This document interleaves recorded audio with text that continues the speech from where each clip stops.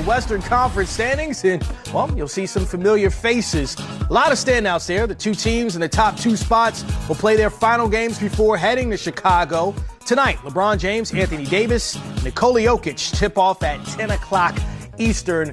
It's Los Angeles and Denver go head-to-head. So before the trade deadline, the conversation circled around the Lakers, and do they need some more guard help? And it was Darren Collison that they were meeting with. And then you heard other names involved in there as well.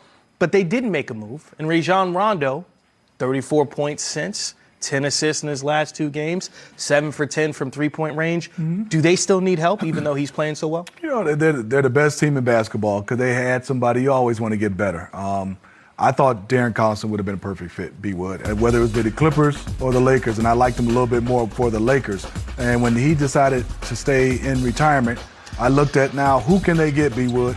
There's a guy, you know, you have your guy, B. Wood, and I'll talk about Jamal Crawford as a guy that, you know, I don't understand why he's not in the league, whether it's the Lakers, Clippers, or anybody right now. And I understand the Clippers situation, but I also look at, you talk about a guy that can play. B. Wood, you said it best. His last game, he scored 50? 50 for Jamal. I don't understand why he's not in the league. So whether that's with the Lakers or anybody else, but I think for me, more than just a help for the Lakers, I'm concerned about turnovers and free throw percentage. If they can clear up those areas going down the stretch, if they don't happen to get anybody in a buyout situation. I think the Lakers are an incredibly talented team. I still think Milwaukee might be the best team in the league right now. But when we look at them in the playoffs and where they're going to match up, if they have to match up against a team like the LA Clippers, they do have that next guard that can come off the bench because they have Lou Will.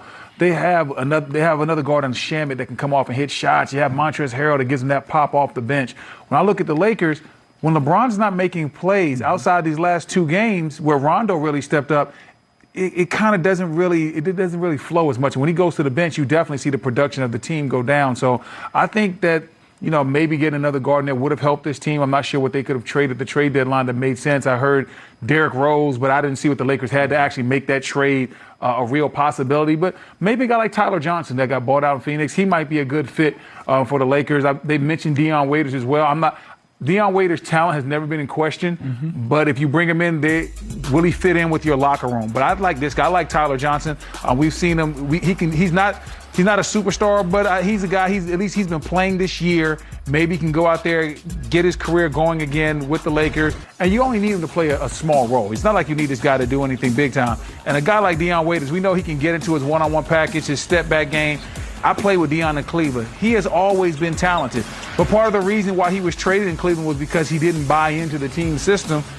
And we saw that same thing happen in OKC, and we saw the same thing happen this year in Miami. So my question for Dion would be, is he ready to buy in to the total team atmosphere? If he's ready to buy in, Dion is the best option. But if he's not, he could be something that hurts your locker room. B, what question for me is, are you still concerned whether they have somebody or not? LeBron James, he's averaging about 38 and a half minutes. Coming down the stretch after All-Star break, do you think those numbers, in my opinion, I think they have to go down. And it should go down.